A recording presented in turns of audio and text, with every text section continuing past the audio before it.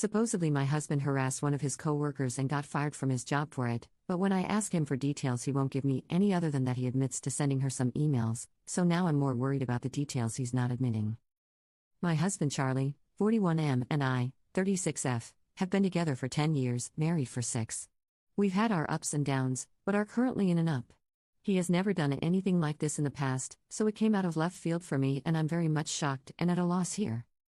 Charlie is a computer programmer and was a senior engineer at his former company, where he had worked for 4 years. He'd never had any trouble with coworkers and were both friendly with a few of them, mostly other men and their wives. On Friday of last week, he came home around 11 a.m. and told me he'd been fired.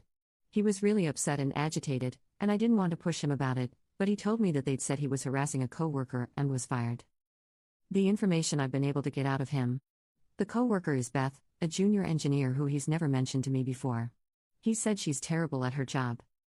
Beth slept with a senior engineer we are both friendly with, Darren. Darren wasn't involved in the harassment, wasn't fired, etc.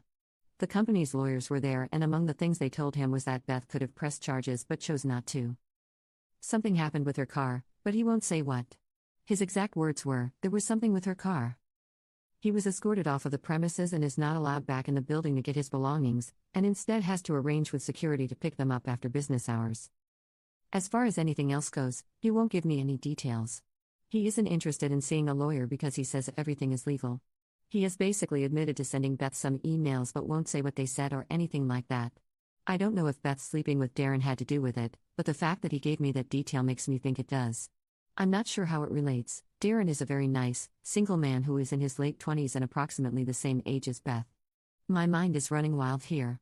Charlie has been depressed and withdrawn all weekend, won't talk to me about it, and won't talk much in general. I work remotely so I was home all day with him and he played video games all day and then went to bed at 6 p.m. The fact that he won't tell me anything and isn't interested in seeing a lawyer makes me think that it's bad, and makes me worry that everything is true and not just a misunderstanding or a small thing blown out of proportion. He has never been flirtatious with other women or cruel to them, and he's never said anything bad about other women engineers he works with. I don't know what to do here. My instinct is to be supportive of my husband, but I don't know what kind of behavior I'd be supporting. I don't want to run to his co-workers we know and ask them, since they're more our friends than my friends, and while we spend time together at get-togethers or bars, I'm not close with them. In an immediate sense, I don't know what to do about helping someone who is so depressed and won't talk to me. Update. I got up at 5:30 to go to the gym before work, and my husband was still awake playing video games. I presented him with a very good idea someone suggested of sending me an email with the details, but that it wasn't acceptable to shut me out of this situation, since it affects me too.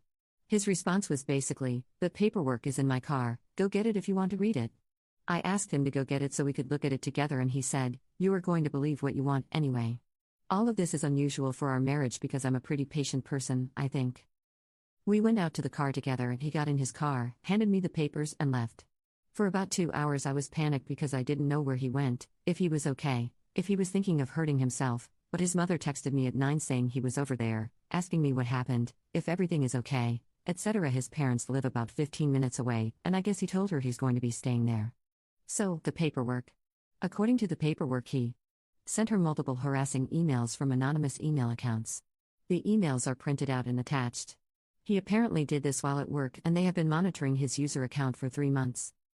The emails aren't sexual or romantic in nature and are all anonymous and about how she sucks at her job, wouldn't be there if she wasn't a woman, how she should quit before she gets fired, and how everyone in the office hates her.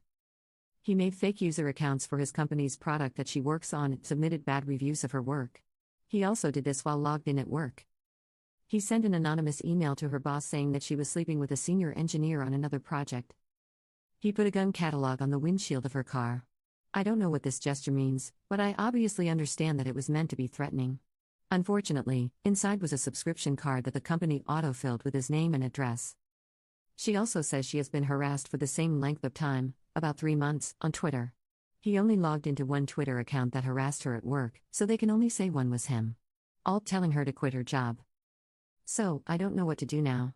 This is all terrifying to me, and I feel so bad for this woman. I have no idea what this is all about.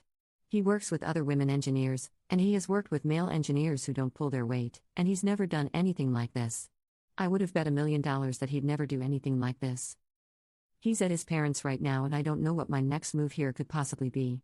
This is so scary and out of left field to me.